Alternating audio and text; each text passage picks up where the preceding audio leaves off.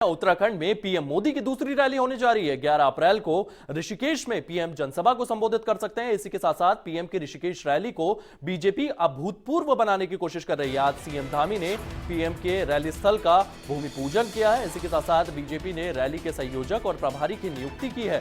BJP प्रदेश महामंत्री आदित्य कोठारी ने संयोजक बनाया गया है। प्रदेश अध्यक्ष कुलदीप कुमार को प्रभारी नियुक्त किया गया है। तो बीजेपी लगातार पीएम मोदी की इस रैली को भव्य बनाने की कोशिश कर रही है। इसी को लेकर के सीएम धामी ने आज सभा स्थल पर जाकर भूमि पूजन किया है। लगातार नियुक्तियां की जा रही है, दायित्व दिए जा रहे हैं पीएम की इस रैली को लेकर के, और इस पीएम की रैली को लेकर के अभूतपूर्व बनाने की कोशिश की जा रही है। लगातार रैली स्थल को डेवलप किया जा रहा है। 11 अप्रैल को पीएम की यहां पर रैली होने वाली है और पीएम की ऋषिकेश रैली पर बीजेपी जो है वो लगातार तैयारी कर रही है, इसे अभूतपूर्व बनाने की कोशिश कर रही है। आज सीएम धामी ने पीएम की रैली को लेकर के यहां पर भूमि पूजन किया है। बीजेपी की रैली संयोजक और प्रभारी नियुक्त किए गए हैं, तो दायित्व भी दे दिए गए हैं। लगातार तमाम नेताओं को इस रैली को सक्सेसफुल बनाने की जिम्मेदारियां दी गई है। उत्तराखंड में पीएम मोदी की यह दूसरी रैली होने जा रही है और इसी को लेकर तैयारियां तेज चल रही है।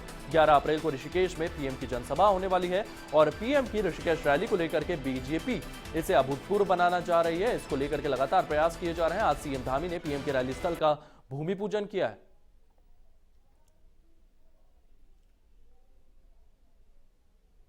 लोगों में और हम देवभूमि में उनका स्वागत करेंगे। देवभूमि के लोग जैसा हमेशा करते हैं, वो अपने देवभूमि को अपना परिवार मानते हैं और देवभूमि के लोग भी उनको परिवार की तरह चाहते हैं। इस समय चुनाव का समय है, उन्होंने बहुत किया है, अब हम सबकी बारी है। हम सब सर, जिस तरह से विधानसभा चुनाव में ताबड़तोड़ प्रचार प्रसार आपने किया था सुबह से लेकर शाम तक ताबड़तोड़, वही अब दोबारा देखने को मिल रहा है, तो क्या माहौल देखने को मिल रहा है 5 सीटों पर आपको? 5 सीटों पर कहीं कोई मुकाबला नहीं है, लोगों में जोश है और इस बार का चुनाव लोग स्वयं अपने हाथ में ले लिया लोगों ने और दलों से ऊपर उठकर, पार्टियों से ऊपर उठकर मोदी जी को तीसरी बार प्रधानमंत्री बनाने के लिए 5 लोकसभा की सीटें भारी बहुमत से जीतेंगी उत्तराखंड की। उत्तराखंड कांग्रेस में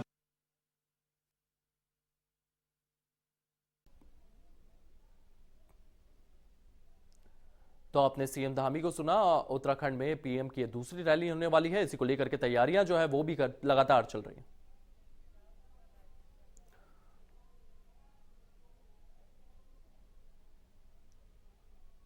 और इसी खबर को लेकर के हमारे सहयोगी राहुल मिश्रा हमारे साथ ऋषिकेश से मौजूद हैं। राहुल, किस तरीके से पीएम की रैली को लेकर के तैयारियां की जा रही है, कितना भव्य बीजेपी इसको बनाने जा रही है? मुख्यमंत्री पुष्कर सिंह धामी ने यहाँ पर भूमि पूजन किया है। आईडीपीएल का मैदान है ऋषिकेश में, जहाँ पर किया है। और ये जो ऋषिकेश जो है, ये एक ऐसा स्थान है जहाँ पर 3 लोकसभाएं प्रभावित होती है, जिसमें हरिद्वार, पौड़ी और टिहरी है। तो ये एक सेंटर इसलिए चुना गया है जिससे कि तीनों लोकसभाओं में संदेश जाए प्रधानमंत्री मोदी का और बीजेपी यहाँ पर बढ़त बना सके और जीत सके। तो इसलिए ऋषिकेश को चुना गया है प्रधानमंत्री मोदी की रैली के लिए। जो सबसे बड़ा फैक्ट यही है कि तीनों लोकसभाओं में असर पड़े इस रैली का। और यहाँ पर सुरक्षा के इंतजाम कल से ही शुरू कर दिए गए थे। आज भी जिस तरह से वहां पर तैयारियां चल रही हैं, पूरा जो मैदान है उसको साफ सफाई की जा रही है, उसके गड्ढे भरे जा रहे हैं। तो कहीं ना कहीं पीएम मोदी की 11 तारीख की रैली को लेकर बीजेपी पूरे उत्साह में है और इसे बहुत बड़ी रैली बनाने वाली है। और इससे कहीं ना कहीं फर्क जरूर पड़ेगा तीनों लोकसभाओं पर, हरिद्वार, पौड़ी और टिहरी पर। जी, लगातार इस चीज को लेकर के तैयारियां जो है वो की जा रही है, नियुक्तियां की जा रही है और तमाम चीजें देखी जा रही है। लगभग कितने लोग पीएम की इस रैली में आने वाले हैं और इस रैली में पीएम क्या संदेश उत्तराखंड की जनता को दे सकते हैं? क्योंकि 5 लोकसभा सीटें उत्तराखंड में और बीजेपी का लक्ष्य है कि इन 5 सीटों को जीता जाए। हमने तस्वीरें देखी जहां सीएम पुष्कर सिंह धामी जो है वो भी भूमि पूजन करते हुए नजर आए। मतलब कहीं ना कहीं ये जो रैली है इसे स्पेशल बनाने की कोशिश की जा रही है।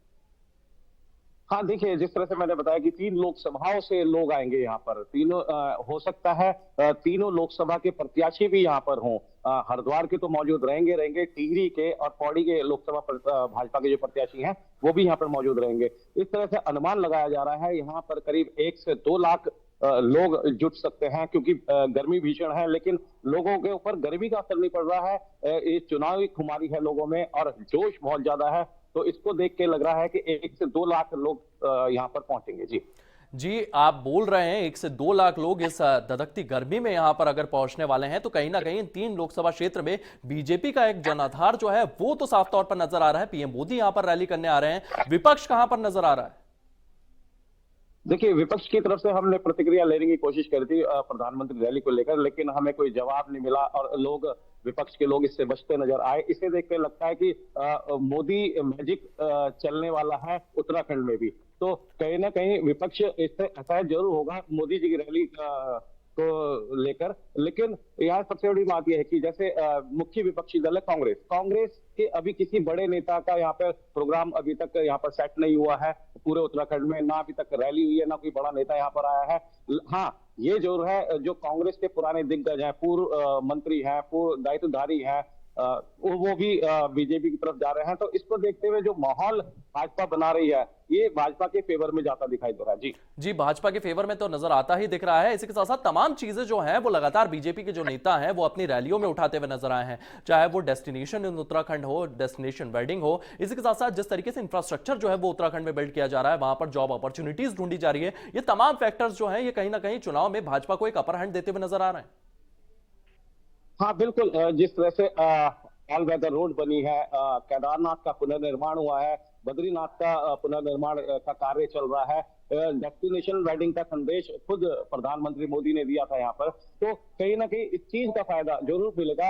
एक थोड़ा सा ये है कि इस बार प्रधानमंत्री मोदी कुछ बड़ी बात बोल के जाए, जैसे यहाँ पर पलायन की बात मुख्य मुद्दा है, लेकिन पर्यटन से काफी संभावना है। तो पलायन को रोकने के लिए रोजगार के मुद्दे पर शायद प्रधानमंत्री कुछ यहाँ पर अच्छा करके जाए। जी राहुल, इस तमाम जानकारी के लिए आपका बहुत बहुत धन्यवाद। तो प्रधानमंत्री की रैली यहां पर होने वाली है और इसी को लेकर के तैयारियां जो है वो वहां पर देखने को मिल